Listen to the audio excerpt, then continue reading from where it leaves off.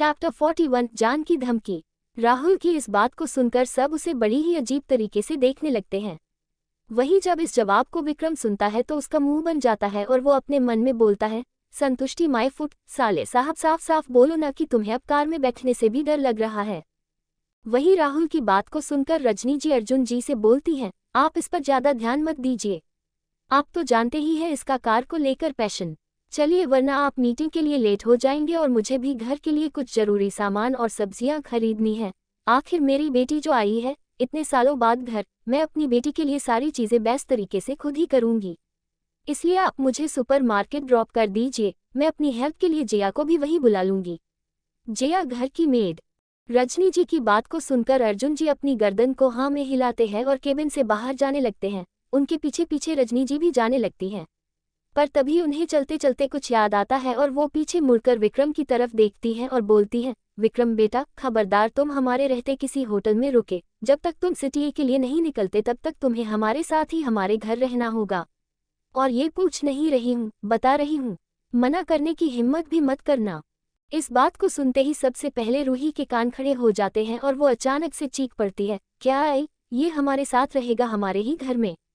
रूही की चीख सुनकर रजनी जी अपनी उंगलियों को अपने कान में डाल लेती हैं और रूही को देखकर बोलती हैं, अब तुम क्यों ऐसे चीख रही हो, मैं विक्रम को अच्छी तरीके से जानती हूँ, वो मेरे लिए मेरे मेहमान की तरह ही है और हम कब से मेहमान को होटल में रखने लग गए। ये मेहमान वाली बात कमरे में खड़े सभी लोगों को खटकती है। पर अर्जुन जी अपने मन में बोलते हैं, वैसे हमें मेंशन में किसी अनजान शख्स को आने नहीं देना चाहिए, पर अगर डार्लिंग इस लड़के को अच्छे से जानती है और इस पर पूरा विश्वास है तो मुझे क्या प्रॉब्लम हो सकती है। रजनी जी की बात को सुनकर रूही अपने मन में अपनी मम्मी के शब्दों को बार बार दोहराती है, मेहमान मेहमान हम मेहमान वेट, और वो कुछ सोचकर अपनी मम्मी से पूछती है, तो अगर मम्मी ये अभी यहाँ हमारे साथ हमारे घर में रहेगा तो सिटी में ये कहाँ रहेगा। रूही के इस सवाल को सुनकर इस बार रूही के साथ साथ विक्रम भी चौकन्ना हो जाता है, क्योंकि वो भी इस सवाल का जवाब जानने में उत्सुक था। उससे तो अभी भी यहाँ रूही के साथ एक घर में रुकने वाली बात की खुशी हजम नहीं हो रही थी, और अब ये। रूही के सवाल को सुनकर रजनी जी बिना ज्यादा कुछ सोचे सीधे ही बोलने लगती हैं, जैसे कि ये बहुत नॉर्मल बात हो, इसमें पूछने की क्या जरूरत है। ऑफ कोर्स विक्रम सिटी में तुम्हारे साथ तुम्हारे घर में ही रहेगा, क्योंकि तुम्हें विक्रम की कभी भी जरूरत पड़ सकती है कहीं भी जाने के लिए। इस बात को सुनकर रूही का मुंह शौक से और विक्रम का मुंह बहुत ही ज्यादा एक्साइटमेंट और खुशी से खुल जाता है। उनके साथ साथ कमरे में मौजूद सभी के सभी लोग शौक थे। अपनी डार्लिंग की इस बात को सुनकर अर्जुन जी के कान खड़े हो जाते हैं और वो रजनी जी से बोलते हैं, पर डार्लिंग हम ऐसे कैसे किसी भी अनजान लड़के को हमारी बेटी के साथ अकेले दूसरे शहर साथ रहने को बोल सकते हैं, ये डेंजरस हो। अर्जुन जी ने अभी अपनी बात को खत्म भी नहीं किया था कि रजनी जी एक स्माइल करती हैं और उनसे बोलती हैं, डार्लिंग तुम्हें हमारी बेटी की चिंता करने की कोई जरूरत नहीं है, तुम मानो चाहे मत मानो, मैं विक्रम को अच्छे से जानती हूँ, इसके साथ हमारी बेटी बिल्कुल सेफ है। और आपको जिस चीज का डर है कि विक्रम रूही के साथ कुछ गलत ना कर दे, तो मैं तुम्हें बता दूं कि विक्रम रूही के साथ कुछ गलत अपने सपने में भी नहीं कर सकता। आप सोच रहे होंगे कि मैं विक्रम पर इतना विश्वास कैसे कर सकती हूँ, तो मैं तुम्हें बता दूं कि मैं विक्रम को तब से जानती हूँ जब वो सिर्फ 12 से 13 साल का बच्चा था। और इतना बोलकर वो विक्रम की तरफ घूमती है और उससे भी एक स्माइल के साथ पूछती है, मैं तुमसे कोई और सवाल नहीं पूछूंगी, बस तुम इस सवाल का जवाब पूरी ईमानदारी से दो कि क्या तुम रूही का अच्छे से पूरा ध्यान रखोगे, उसको हर मुसीबत से प्रोटेक्ट करोगे, मेरे विश्वास पर खड़े उतरोगे।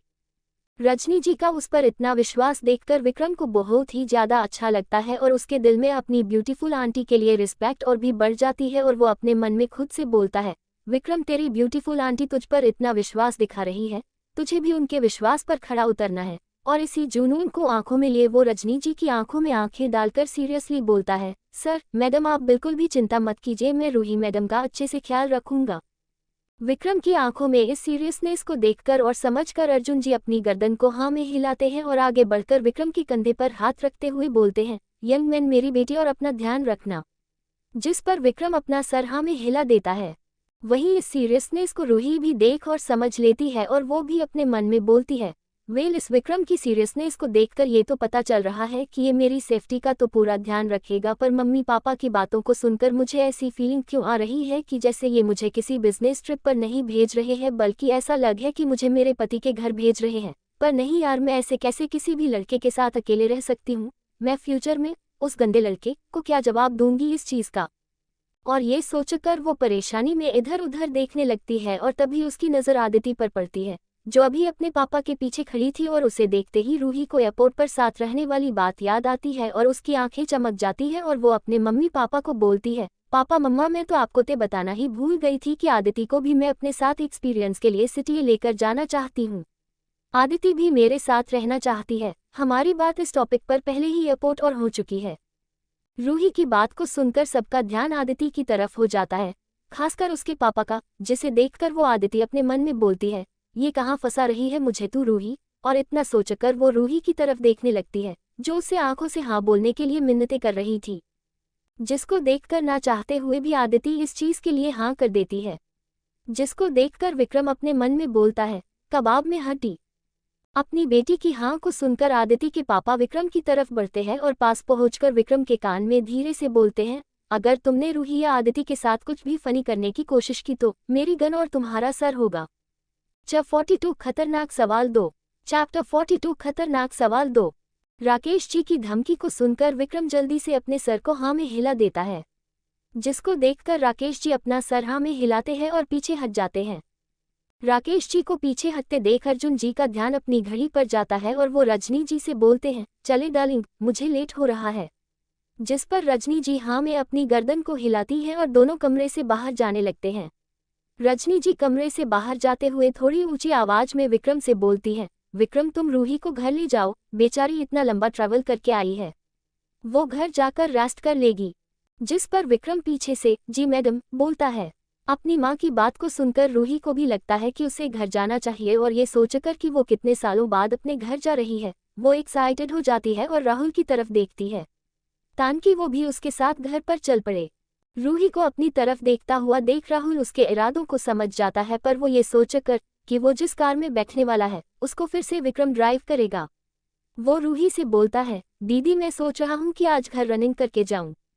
राहुल की बात को सुनकर रूही अपनी नाक सिकोड़ लेती है और अपने मन में सोचती है, ये राहुल अब बिल्कुल भी विश्वास करने लायक नहीं रहा।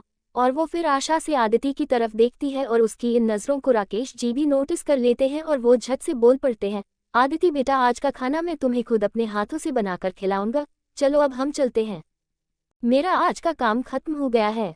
इतना बोलकर वो आदिति की बाह को पकड़कर लगभग खींचते हुए बाहर ले जाते हैं और अपने मन में बोलते हैं, हाँ हाँ हाँ, सॉरी रूही बेटा, पर आदिति का आज का टाइम उसके मम्मी पापा का है। अपनी आखिरी उम्मीद आदिति को भी जाता देख वो अपनी नजरें फिर से राहुल की ओर कर लेती है, जो भी उसे बाय दीदी बोलकर ऑफिस से निकल जाता है। उसके जाते ही रूही अपना सर नीचे कर लेती है। तभी विक्रम एक स्माइल करते हुए रूही से बोलता है, मैडम रूही, तो क्या हम भी चले आपके घर?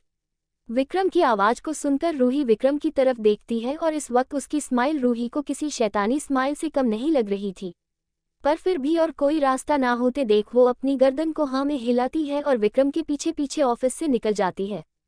इस समय अगर कोई रूही और विक्रम को ऐसे जाते हुए देखेगा तो उसे ऐसा ही लगेगा कि कोई डरावना राक्षस किसी भोली भाली बच्ची को बेहला फुसला कर ले जा रहा हो। कुछ देर बाद विक्रम और रूही कंपनी की पार्किंग में पहुंच जाते हैं। पार्किंग में पहुंचते ही विक्रम राहुल की बात को याद करते हुए गार्ड से राहुल की स्पोर्ट्स कार की चाबी को लेकर उस स्पोर्ट्स कार की तरफ बढ़ने लगता है। विक्रम को स्पोर्ट्स कार की तरफ जाते हुए देख रूही को राहुल की हालत याद आ जाती है और वो सोचती है कि राहुल के पीठ के पसीने से सीट अभी भी गीली ही होगी। ये याद आते ही वो नाक सिकुड़ते हुए वो विक्रम से बोलती है, विक्रम उस कार में नहीं, हमें तुम्हारी कार से जाना चाहिए जिससे तुम मॉम को लेकर आए थे। रूही की बात को विक्रम थोड़ा शौकत तो होता है, पर जब वो सुनता है कि रूही उसकी कार में बैठने चाहती है तो उसका ये शौक खुशी में बदल जाता है और वो स्माइल करते हुए रूही की तरफ देखता है और अपने सर को हाँ में हिलाकर अपनी कार की तरफ बढ़ जाता है और रूही के लिए कार का पीछे वाला गेट खोल देता है और बोलता है, सॉरी मैडम, पर ये कार आपकी स्टैंडर्ड की नहीं है। जिस पर रूही बोलती है, तुम्हें मुझे सॉरी बोलने की कोई ज़रूरत नहीं है, तुम्हें तो ये बात मुझे प्राउड के साथ बतानी चाहिए कि तुमने ये कार अपने दम पर खरीदी है, न कि दूसरे अमीर लड़कों की तरह अपनी फैमिली से मांगी है ये कार। इस बात की जलन तो मुझे भी तुमसे है। और ये बोलकर रूही कार के अंदर बैठ जाती है। वहीं रूही की इन बातों को सुनकर विक्रम का दिल जोरों से धड़कने लगता है और उसे अपने आप पर प्राउड भी महसूस होता है कि उसकी वाइफ इतनी सुलझी हुई और समझदार है। और फिर कुछ सोचते हुए अपने आप में बुदबुदाता है, अब ये कार में ही रखूंगा, जिसकी वजह से मेरी इतनी अच्छी इमेज बन गई है रूही के सामने। सॉरी मनीष। वहीं किसी 5 स्टार रेस्टोरेंट में मनीष अपने दोस्तों को पार्टी दे रहा होता है और उसे अचानक से छिंक आती है और वो अपने साथ बैठे अपने दोस्त अरुण से बोलता है, यार मुझे मेरी कार को लेकर बहुत बुरी फीलिंग आ रही है। जिस पर उसका अरुण बोलता है, अरे यार तू क्यों इतनी चिंता कर रहा है, अगर तेरी कार को कुछ भी होता है, चलो सबसे बुरा ही मान लेते हैं कि वो लोग तेरी कार को रख ही लेंगे और तुझे वापस नहीं करेंगे ना, तो तब वो उसके बदले उस कार की कीमत से ज्यादा ही पैसे देंगे, मत चिंता कर। अरुण की बात को सुनकर मनीष अपनी गर्दन को ना में हिलाते हुए बोलता है, नहीं यार ये सही नहीं है, मैं इस चीज के लिए कभी भी राजी नहीं होऊंगा क्योंकि वो कार मैंने अपने दम पर मेहनत करके खरीदी है। उसकी बात को सुनकर अरुण बस अपने कंधों को उचका देता है। मनीष भाई मैं इतना ही कहना चाहता हूँ कि तुम अरुण जैसे दोस्तों से कोसों दूर रहो। देखो इसकी काली जबान को, जो इसने अभी तुम्हारी कार को लेकर बोला वो अब सच होने वाला है, इसलिए कह रहा हूँ दूर रहो, वरना ये तो फिर कार थी, अगर इसने कुछ ऐसा वैसा बोल दिया तो बाकी तुम समझदार हो। कोष्टक मनीष भाई मैं इतना ही कहना चाहता हूँ कि तुम अरुण जैसे दोस्तों से कोसों दूर रहो। देखो इसकी काली जबान को, जो इसने अभी तुम्हारी कार को लेकर बोला वो अब सच होने वाला है, इसलिए कह रहा हूँ दूर रहो, वरना ये तो फिर कार थी, अगर इसने कुछ ऐसा वैसा बोल दिया तो बाकी तुम समझदार हो। कोष्टक वहीं रूही को कार में बिठा कर विक्रम आगे जाकर ड्राइविंग सीट और बैठ जाता है और अपने सामने ऊपर लगे मिरर को वो रूही की आंखों पर सेट कर देता है, जिस पर रूही की नजर नहीं जाती क्योंकि इस वक्त वो अपने मोबाइल को चेक कर रही थी, जिस पर अभी अभी उस किडनैपर के पकड़े जाने की न्यूज़ आई थी, जिसको पढ़कर उसके चेहरे पर स्माइल आ जाती है और उसके सामने फिर से उसके गंदे लड़के का चेहरा आ जाता है। रूही की मुस्कुराहट को देखकर विक्रम भी समझ जाता है कि वो कौन सी न्यूज़ पढ़ रही है और वो रूही से बोलता है, बेबी कैसा लगा मेरा सरप्राइज। विक्रम की आवाज को सुनकर रूही अपनी ख्वाबों की दुनिया से बाहर आती है और विक्रम से पूछती है, विक्रम अभी तुमने क्या कहा। जिस पर विक्रम जवाब देते हुए बोलता है, मैडम फिर कैसी आपको मेरी कार। जिस पर रूही स्माइल करते हुए बोलती है, अच्छी है। जिस पर विक्रम अपना सर हाँ में हिलाता है और कार को शुरू करके अरोड़ा मैंशन के लिए निकल जाता है। कुछ ही देर में विक्रम की कार अरोड़ा मैंशन के बाहर आकर रुकती है, जिसे देखकर रूही की आंखों की एक भौं ऊपर को चढ़ जाती है और वो विक्रम से पूछती है, विक्रम मुझे तुम एक बात बताओ कि अगर तुम इस शहर में पहली बार आए हो तो बिना मुझसे रास्ता पूछे और गूगल मैप खोले तुम यहाँ तक पहुँचे कैसे। ये तो ऐसा ही हुआ कि तुम काफी बार यहाँ आते जाते रहे हो। रूही के सवाल को सुनकर विक्रम के माथे पर पसीना आ जाता है और वो अपने मन में बोलता है, शिट मैं तो रूही से रास्ता पूछना ही भूल गया और ऐसे ही घर में ज्यादा देर अकेले रहने की कोशिश में सीधा इसे घर ही ले आया, लगता है मैं बुरा फंस गया हूँ। चैप्टर 43 रंगे हाथ पकड़े जाना। चैप्टर 43 रंगे हाथ पकड़े जाना। रूही के सवाल को सुनकर विक्रम घबरा जाता है और अपने मन में बोलता है, अब मैं इसे क्या बताऊं कि इसके घर पर मेरी नज़र लगभग हर रोज ही रहती थी कि कहीं तुम्हारे से रिलेटेड कोई न्यूज़ तुम्हारे घर तक पहुंच गई हो तो मुझसे वो कहीं मिस ना हो जाए। फिर विक्रम की नज़र रूही पर पड़ती है जो उसे ही अजीब नज़रों से घूरे जा रही थी। इसको देखकर वो थोड़ा हकलाते हुए बोलता है, वो मुझे कैसे पता। हाँ वो मुझे रजनी मैडम ने बातों बातों में ही अपने घर और उसके आसपास की जगह का सारा मैप मुझे बातों के जरिए ही बता दिया था। इतना बोलकर वो अपने मन में खुद से बोलता है, यार विक्रम क्या रूही इस बहाने पर विश्वास करेगी। मुश्किल तो लगता है पर मैं जहाँ तक औरतों को जानता हूँ उस हिसाब से अगर इन लोगों को खुल के बात करने का मौका दिया जाए तो ये सब कुछ बोल डालती हैं। अब क्या पता रजनी मैडम ऐसी है कि नहीं। विक्रम के जवाब को सुनकर रूही उसे एक सेकंड और देखती है और फिर अपने माथे पर हाथ मारते हुए बोलती है, ये मैंने मम्मा को कितनी बार समझाया है कि ऐसे किसी के साथ भी कुछ ज़्यादा इन्फॉर्मेशन शेयर नहीं करनी चाहिए, पर ये सुनती ही नहीं है मेरी। और ये बोलकर वो कार से बाहर निकल जाती है और मैंशन की तरफ बढ़ जाती है। रूही के रिस्पांस को सुनकर विक्रम एक चैन की सांस लेता है और बोलता है, फ्यू बच गया, वरना आज तो पकड़ा जाता। फिर विक्रम भी कार से उतरकर रूही के पीछे गार्ड को कार की चाबी पकड़ा कर जाने लगता है। घर के अंदर पहुंचते ही रूही के आंखों में खुशी के आंसू आ जाते हैं और अपनी पुरानी यादों को याद करके वो उधर हॉल में ही हंसते हुए अपनी बाहें फैलाकर घूमने लगती है।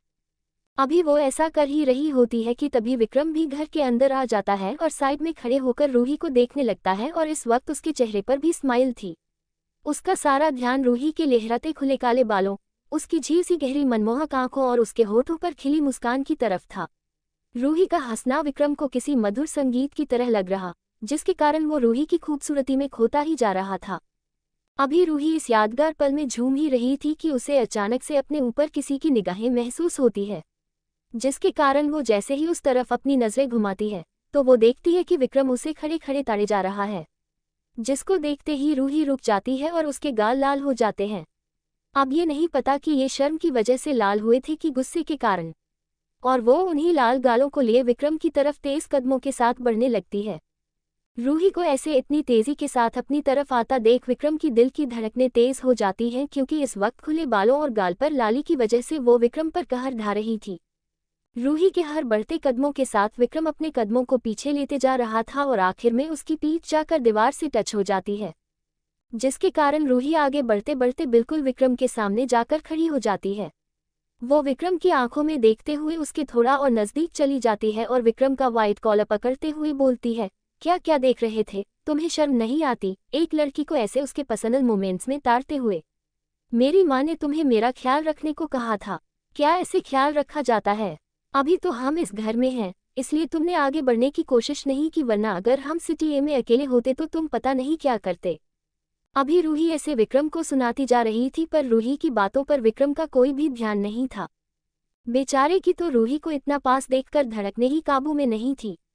दिल उससे बगावत करने पर उतर आया था और उसका सारा ध्यान अपने सामने हिल रही रूही के होंठों पर था, जिसे देखकर वो अपने गले के थूक अंदर निगलता है। पर जैसे ही वो रूही की कही गई आखिरी बातों को सुनता है तो उसका माथा ठनक जाता है और अपने होंठों पर एक तिरछी मुस्कान को लाते हुए वो झटके से रूही की दोनों बाहों को पकड़ता है और उसे जल्दी से घुमाकर पीछे दीवार से लगा देता है।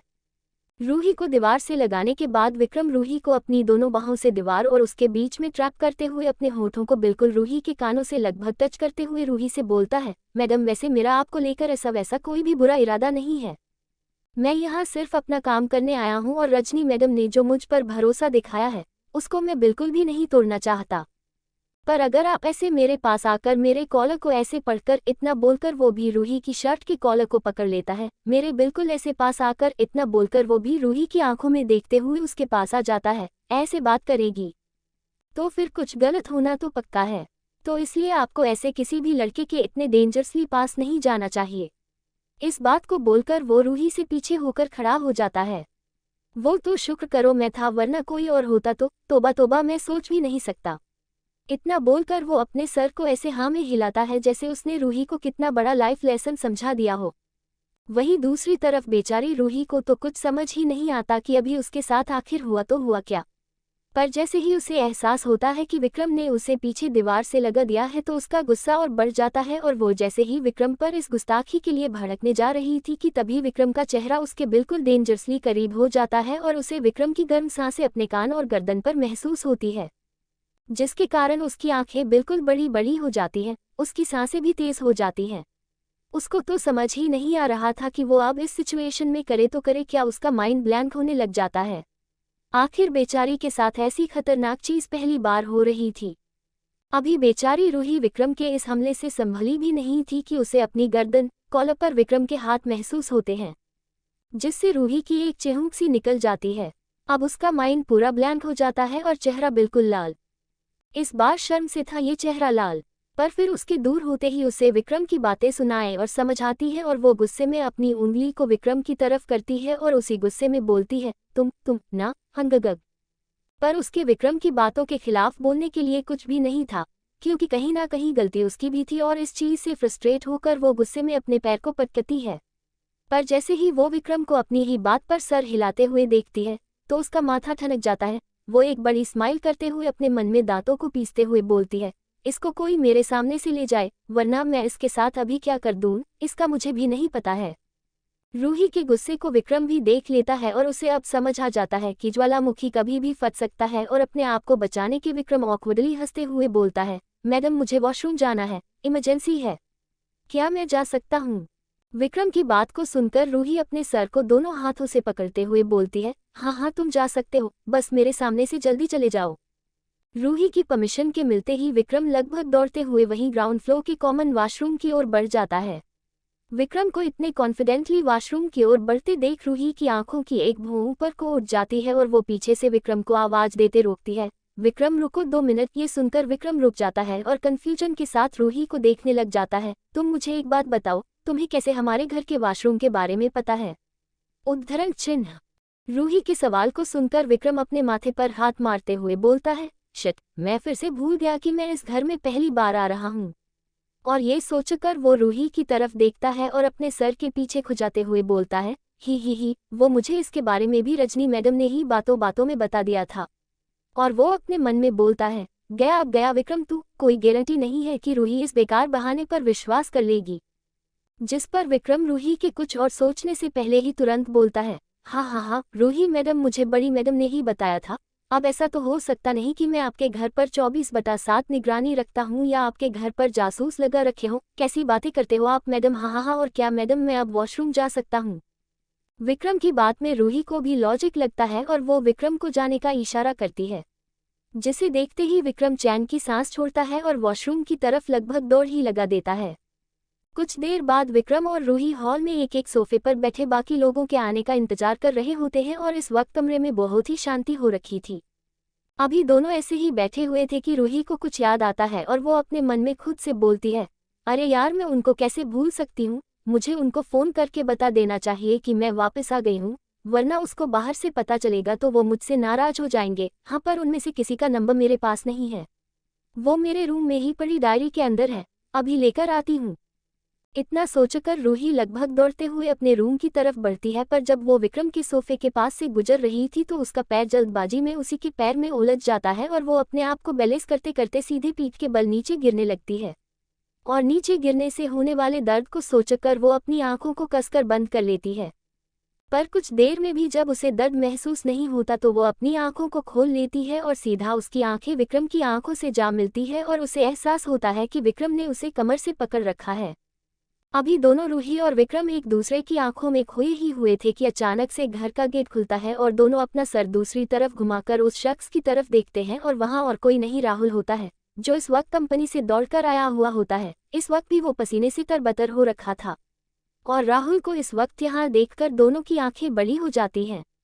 वहीं उन दोनों को इस हालत में देखकर बुरी तरह थका हुआ राहुल बोलता है, सॉरी, आप लोग कंटिन्यू कीजिए, लगता है मैं गलत टाइम पर गलत घर में आ गया हूँ। और इतना बोलकर राहुल बिना ज्यादा कुछ सोचे समझे गेट को बंद करके घर से बाहर निकल जाता है। और घर के बाहर जाते ही वो अपने मन में खुद से बोलता है, वेट, ये घर तो मेरा ही है, तो मैं बाहर क्यों रहूं? और ये अंदर कौन थे? वो लड़की मेरी दीदी जैसी क्यों दिख रही थी और वो लड़का विक्रम जैसा क्यों? और इसका एहसास होते ही उसकी आंखें शौक से बड़ी हो जाती हैं और वो झट से घूमकर घर के गेट को दोबारा खोल देता है। चैप्टर 44 बाल बचना। चैप्टर 44 बाल बचना। राहुल के ऐसे अचानक अंदर आने से दोनों रूही और विक्रम का ध्यान उसकी तरफ चले जाता है और उन दोनों को देखकर थका हुआ राहुल बोलता है, ओ सॉरी, लगता है मैं गलत टाइम पर गलत घर में एंटर कर गया हूँ। आप लोग अपना कंटिन्यू कीजिए और मुझे इग्नोर। और ये बोलकर वो जल्दी से पीछे मुड़कर गेट बंद करके घर से बाहर निकल जाता है। वहीं राहुल के बाहर जाते ही विक्रम और रूही अपनी आंखों को बड़ी करते हुए एक दूसरे को देखते हैं और रूही अपने मन में चिल्लाती है, अरे देख लिया, सब देख लिया राहुल ने, अब वो मेरे बारे में क्या सोचेगा और मम्मा पापा को क्या बताएगा? Oh my God. और इतना मन में चिल्लाने के बाद वो विक्रम से उसी लटकी हुई हालत में छूटने की कोशिश करने लगती है, जिसकी वजह से वो नीचे गिर सकती थी। पर उसके लिए नीचे गिरने से ज्यादा राहुल की गलत फहमी दूर करना जरूरी था।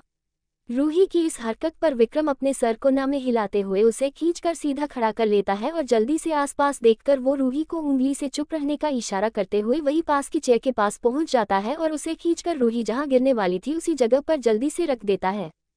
चेयर को रखते ही विक्रम दोबारा से रूही को उसी पहले वाली पोजीशन में पकड़ लेता है और रूही को पीछे चेयर पर हाथ रखकर अपने आप को उसी पोजीशन में बैलेंस करने के लिए थोड़ी जल्दी कहता है।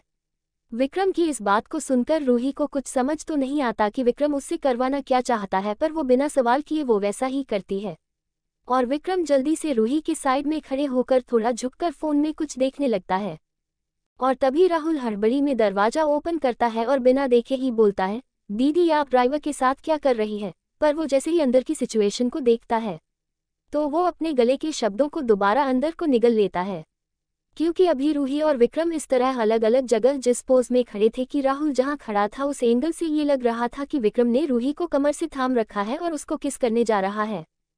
वहीं इस एंगल वाली चीज को अपनी समझदार रूही भी समझ जाती है और राहुल से चिढ़ते हुए बोलती है, मैं क्या कर रही हूँ ये तुम्हें दिख नहीं रहा?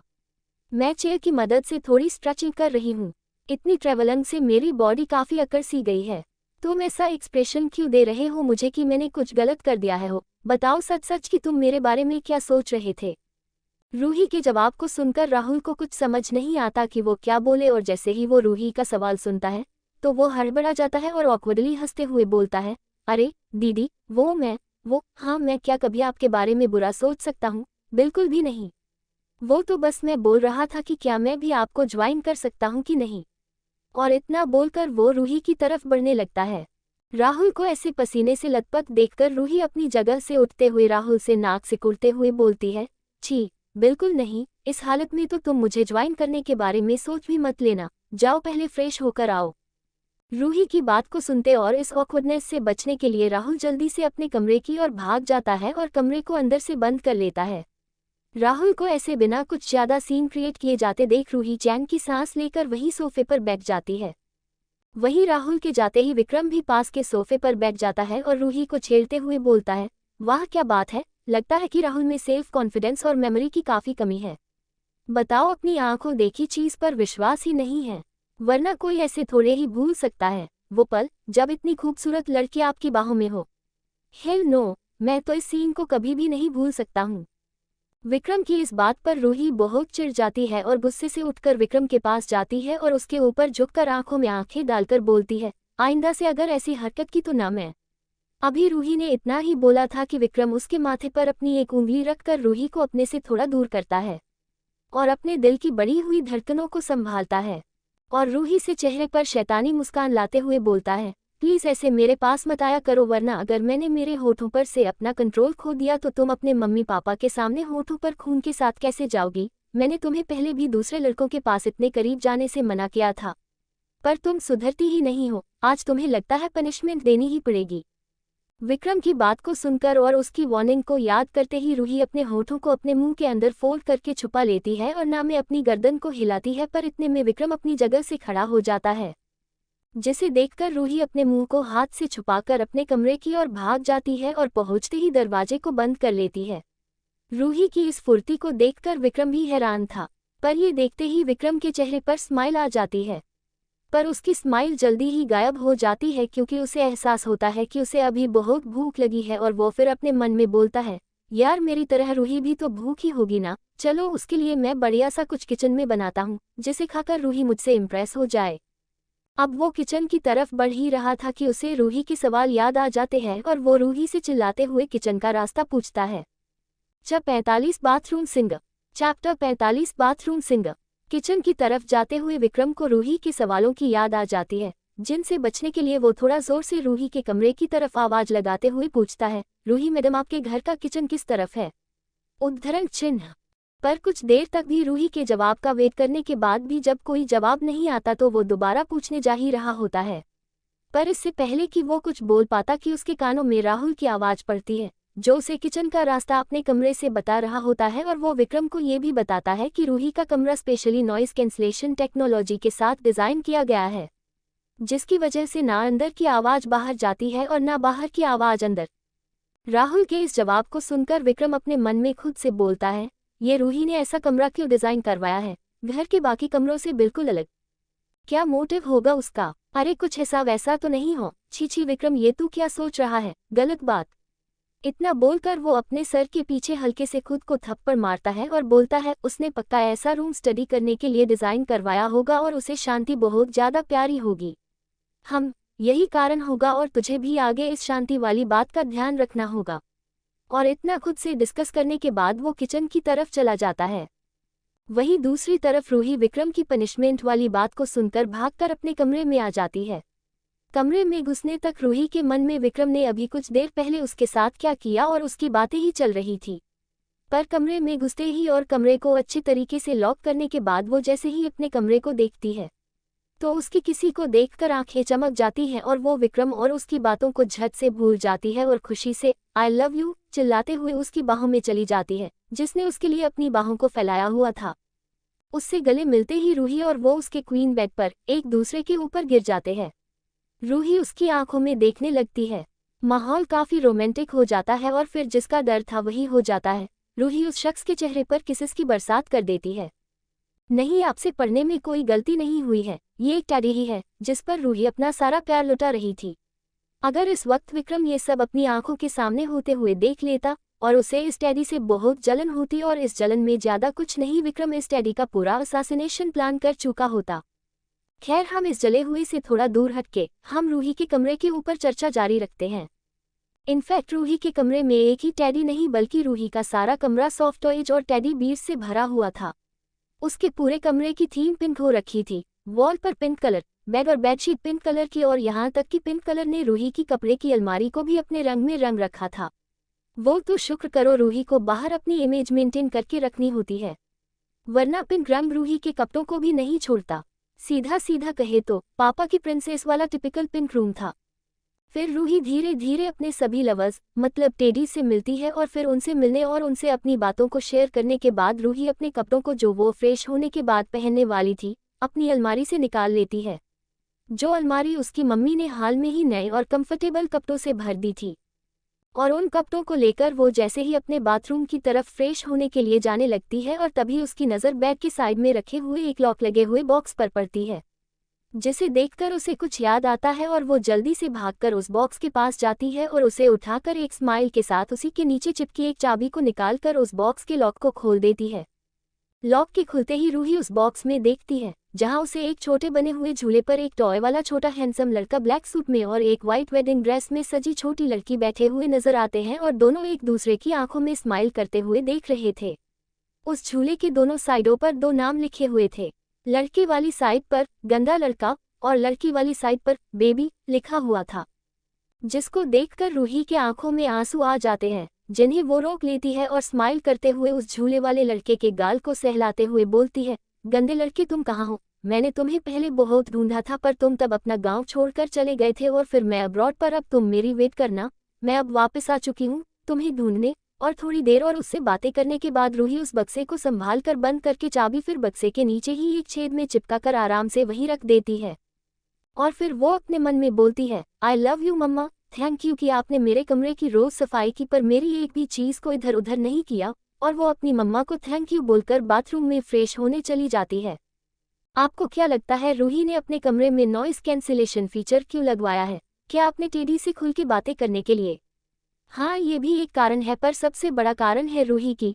रूही आवाज धीरे, मैं रीडर्स को कुछ बता रहा हूँ, हम ये तो खैर धीरे होने से रही, मैं ही इस कमरे से बाहर चले जाता हूँ। तो मैं क्या बता रहा था? हाँ, सबसे बड़ा कारण रूही की बाथरूम सिंगिंग है। रूही जब भी बाथरूम में जाती है तो बिल्कुल आउट ऑफ कंट्रोल होकर गाती है। कोष्टक। वहीं दूसरी तरफ विक्रम किचन में चले जाता है और वहां पर क्या क्या मौजूद है, पर सब कुछ चेक करने के बाद उसके हाथ निराशा ही लगती है क्योंकि वहां पर कोई भी डिश बनाने का कोई भी सामान पूरा नहीं था। और उसे याद आता है कि रजनी जी ने अपनी मेड को उनके साथ किचन की शॉपिंग करने के लिए सुपरमार्केट बुलाया था। फिर इस बात के याद आते ही वो थोड़ा उदास तो होता है पर फिर किचन में मौजूद चीज़ों को देखकर उसकी आंखें चमक उठती हैं और बोलता है, हाँ, मैं इन चीज़ों से सैंडविच और उसके साथ स्पेशल रेसिपी वाली सॉस बना सकता हूँ और इससे पक्का रूही इंप्रेस हो जाएगी। और इतना डिसाइड करने के बाद विक्रम सैंडविच बनाने लगता है। कुछ देर में विक्रम ब्रेड, आलू, मसाले और कुछ सब्जियों की मदद से सैंडविच और अपनी स्पेशल सॉस तैयार कर लेता है और उन्हें 2 प्लेटों में 2-2 सैंडविच अच्छे से सजाकर बाहर डाइनिंग टेबल पर रख देता है। और उन्हें रखने के बाद ही उसे याद आता है कि उसने सैंडविच के साथ में पीने ले लिए कुछ रखा ही नहीं है। और ये याद आते ही वो किचन में चले जाता है और चाय बनाने लगता है। चाय बनाने में भी विक्रम अपना बेस्ट देता है। वहीं दूसरी तरफ विक्रम के सैंडविच को रखने के बाद जैसे ही वो दोबारा किचन में जाता है तो तभी उसी वक्त राहुल के कमरे का दरवाजा खुलता है और वो कमरे से बाहर आ जाता है। कमरे से बाहर आते ही उसे कुछ स्वादिष्ट चीज़ की खुशबू आती है और जैसे ही वो इस खुशबू की तरफ बढ़ता है तो उसे अपने सामने डाइनिंग टेबल पर सैंडविच की 2 प्लेट्स नजर आती है, जिसकी सजावट और खुशबू को सूंघकर उसके मुंह में पानी आ जाता है और वो अपने मन में बोलता है, हम ये पक्का दीदी ने ही बनाए होंगे मेरे और अपने लिए, और दीदी इस वक्त अंदर हमारे लिए चाय की खुशबू को सूंघकर चाय बनाने गई है पर मैं चाय की वेट नहीं कर सकता। और इतना कहकर वो एक सैंडविच को उठाकर सॉस में डिप करके एक बाइट लेता है और उसकी बाइट लेते ही उसके मुंह से, वाह क्या टेस्ट है, ओ माय गॉड, मुझे नहीं पता था कि दीदी बाहर रहकर कुकिंग में इतनी अच्छी हो जाएंगी, पहले पता होता तो दीदी को पहले ही जिद करके बुला लेता। और ये सॉस, ओ माय गॉड, ये तो यार मैं और एक्सप्लेन नहीं कर सकता, मुझे तो बस इसको खाना है। और इतना सोचकर वो सैंडविच को धीरे धीरे मज़े से खाने लगता है।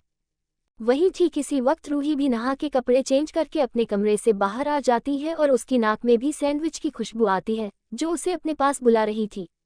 और उसके इतने प्यार से बुलाने को रूही मना नहीं कर पाती और रूही डाइनिंग के पास पहुंच जाती है, जहां उसे राहुल सैंडविच धीरे धीरे मजे से चरते, मेरा मतलब खाते हुए दिखता है। राहुल के सामने एक एक्स्ट्रा सैंडविच की प्लेट को देखकर रूही अपने मन में बोलती है, वाह, सैंडविच दिखने और खुशबू से अच्छे और स्वादिष्ट तो लग रहे हैं। मुझे नहीं पता था कि राहुल इतने सालों में इतना अच्छा कुक बन गया होगा, कमाल है। और वो भी वहां बैठकर सैंडविच खाने लगती है और वो भी स्वाद में खो जाती है और मन में राहुल की तारीफों के पुल बांधने लगती है। वहीं राहुल जब रूही को उसके कमरे से निकलते हुए देखता है तो वो कंफ्यूज हो जाता है और वो अपने मन में चरते, मेरा मतलब खाते हुए मन में सोचता है, अगर दीदी कमरे से निकल रही हैं तो किचन में कौन है जिसने ये सैंडविच बनाए हैं, छोड़ो, मुझे क्या, मेरे लिए ही होगा। और इसी वक्त विक्रम 2 कप चाय लेकर बाहर आता है और बाहर के नज़ारे को देखकर उसका मुंह खुल्ला का खुल्ला रह जाता है। उसका रूही के साथ रोमांटिक खाने का सपना शीशे की तरह टूट जाता है, जिसके टूटने की आवाज़ उसके कानों में भी सुनाई देती है। और इसी जख्म पर नमक छिड़कने के लिए राहुल उससे चाय मांग लेता है और उसके सैंडविच की तारीफ करता है। चैप्टर 46 क्या ड्राइवर के साथ कुक भी। चैप्टर 46 क्या ड्राइवर के साथ कुक भी। कोष्टक। अब तक आपने पढ़ा कि कैसे राहुल विक्रम के खूबसूरत ख्वाब पर अपने दांत चला रहा था और इसी वक्त विक्रम 2 चाय के कप लेकर ये इमेजिन करते हुए कि रूही उसके हाथ के बने सैंडविच खाकर कैसा महसूस करेगी और उसकी कितनी तारीफ करेगी, ये सोचते हुए बाहर आता है। बाहर आते ही सबसे पहले उसकी नज़र रूही पर पड़ती है, जो बड़े चाव से सैंडविच खा रही होती है।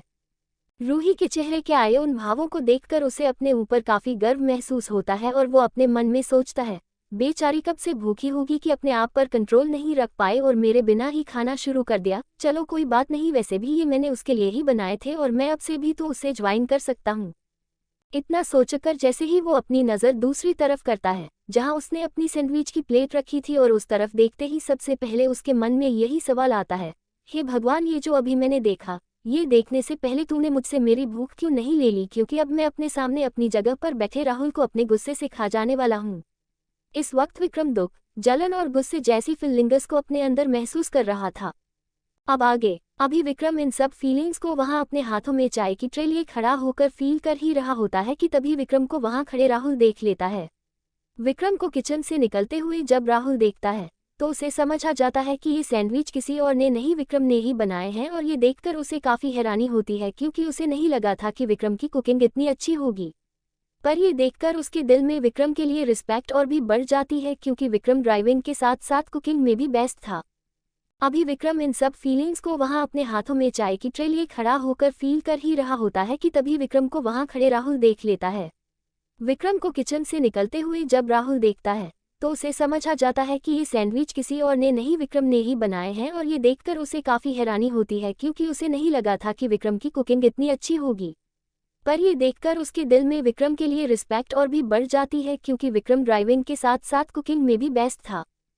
फिर उसकी नज़र विक्रम के हाथ में पकड़ी हुई चाय की ट्रे पर जाती है और ये देखकर कि विक्रम ने पहले उसके और उसकी दीदी के लिए इतने अच्छे सैंडविच बनाए और अब उन दोनों के लिए इतने प्यार से चाय बनाकर लेकर आया है, ये देखकर तो राहुल का दिल भर आता है और अब बस उसका रोना ही बाकी था। फिर वो विक्रम को आंखों में रिस्पेक्ट लिए देखता है और उसके ताज़े जख्मों पर नमक छिड़कते हुए बोलता है, विक्रम, नहीं विक्रम भैया, आपने क्या सैंडविच बनाए हैं, मेरे और मेरी दीदी के लिए खाकर मज़ा आ गया। हमारे लिए तो इतना ही काफ़ी था, चाय बनाने की कोई ज़रूरत नहीं थी, पर अब आप इतने प्यार से चाय बना ही लाए हो तो हम मना करते हुए अच्छे नहीं लगेंगे, इसलिए लाए ये ट्रे आप मुझे दे दीजिए, यहाँ से मैं सर्व कर लूँगा, आप आराम से बैठिए। फिर वो विक्रम को आंखों में रिस्पेक्ट लिए देखता है और उसके ताज़े जख्मों पर नमक छिड़कते हुए बोलता है, विक्रम, नहीं विक्रम भैया, आपने क्या सैंडविच बनाए हैं, मेरे और मेरी दीदी के लिए खाकर मज़ा आ गया। हमारे लिए तो इतना ही काफ़ी था, चाय बनाने की कोई ज़रूरत नहीं थी, पर अब आप इतने प्यार से चाय बना ही लाए हो तो हम मना करते हुए अच्छे नहीं लगेंगे, इसलिए लाए ये ट्रे आप मुझे दे दीजिए, यहाँ से मैं सर्व कर लूँगा, आप आराम से बैठिए। और वो ट्रे पकड़ने के उठने ही जा रहा था कि विक्रम उसे अपने हाथों से रोकते हुए बोलता है, अरे रहने दीजिए राहुल सर, आप बैठिए, मैं ही सर्व कर देता हूँ। और इतना बोलकर वो राहुल और रूही को चाय का एक एक कप दे देता है और अपने मन में खुद से दांत पीसते हुए बोलता है, रहने दीजिए राहुल सर, वरना मेरा खुद पर से कंट्रोल छूट जाएगा और मैं रो पड़ूंगा। इतना बढ़िया मौका था रूही के साथ रोमांटिक टाइम व्यतीत करने का, घर में आज बड़े भी नहीं थे, पर आपने, खैर छोड़ो, इसका बदला तो मैं जरूर लूँगा आपसे। और वही विक्रम की ये मन की बात मानो राहुल ने सुन ली हो और वो विक्रम को लगभग रुलाने के लिए उससे बहुत ही भोलेपन से बोलता है, अरे विक्रम भैया, आपका सैंडविच और आपकी चाय किधर है, आइए हमारे साथ बैठकर खाए। राहुल की ये बात सीधा विक्रम के दिल पर सीधा तीर की तरह जाकर लगती है और वो आंखों में आंसुओं को भरकर उन्हें बड़ी मुश्किल से गिरने से रोकते हुए विक्रम राहुल से बोलता है, राहुल सर, मेरा पेट तो आपको ऐसे जानव, मेरा मतलब जाव से खाते हुए देखकर ही अभी भर गया है, मैं बाद में खा लूंगा। और विक्रम अपने मन में सोचता है, बस राहुल और कुछ मत बोलना वरना मैं अपने आंसुओं को कंट्रोल नहीं कर पाऊंगा। विक्रम की बात को सुनकर राहुल के दिल में विक्रम की इज्जत उसकी अपनी इज्जत से भी ज्यादा बढ़ जाती है और विक्रम को एक बहुत बड़ी स्माइल देता है और दोबारा सैंडविच खाने लगता है। और जैसे ही वो चाय को चखता है तो वो विक्रम की तरफ देखता है और जैसे ही वो विक्रम की तारीफ करने के लिए अपना मुंह खोलता है वैसे ही विक्रम उसके इस इरादे को समझकर हाथ से इशारा करके बोलने से रोक देता है और राहुल से बोलता है, सर अब मैं इतना भी कुछ खास नहीं किया, आप मेरी अब बात बात पर तारीफ करें, आप बस अपने खाने को एंजॉय करिए, मैं उसी को अपनी तारीफ समझ लूंगा। और इतना बोलकर विक्रम अपने मन में खुद से बोलता है, विक्रम कंट्रोल कंट्रोल, खुद पर कंट्रोल कर, बस यहाँ से निकल कर जी भर के अपने दुख को बहा लेना। वहीं दूसरी तरफ विक्रम को किचन से निकलते देखकर रूही भी ये समझ जाती है कि ये सैंडविच राहुल ने नहीं विक्रम ने बनाए हैं और ये देखकर वो मन ही मन में विक्रम से इम्प्रेस हो जाती है, क्योंकि एक ड्राइवर के लिए, वो भी इतने हैंडसम यंग ड्राइवर के लिए कुकिंग में भी महारथी होना काफ़ी मुश्किल बात थी। पर ये इम्प्रेस होने वाले भाव वो अपने चेहरे पर नहीं आने देती, क्योंकि वो अभी भी विक्रम ने पहले उसके साथ जो किया था उससे नाराज थी। राहुल के मुंह से तकलीफ पहुंचाने वाली तारीफों को सुनकर विक्रम रूही की तरफ अपना रुख करता है और रूही से अपनी आंखों में आशा लिए पूछता है, रूही मैडम आपको कैसा लगा मेरे हाथ का बना हुआ सैंडविच। विक्रम के ऐसे अचानक सवाल से रूही सैंडविच के इतने अच्छे टेस्ट से बाहर आते हुए विक्रम की तरफ देखती है और उसके सवाल का जवाब बड़े ही नॉर्मल आवाज में देते हुए कहती है, अच्छा है, और इतना बोलकर वो दोबारा सैंडविच खाने लगती है। वैसे रूही विक्रम की खुल की तारीफ तो करना चाहती थी पर वो उससे नाराज थी, इसलिए वो नहीं करती।